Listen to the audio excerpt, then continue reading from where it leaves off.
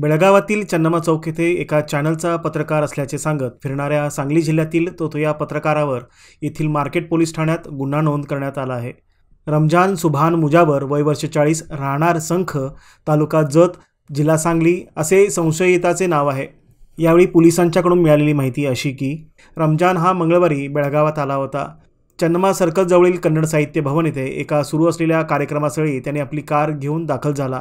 त्याच्या कारवर मोठ्या अक्षरात एका न्यूज चॅनलचा लोगो व त्याखाली एमडी असे लिहिलेले होते।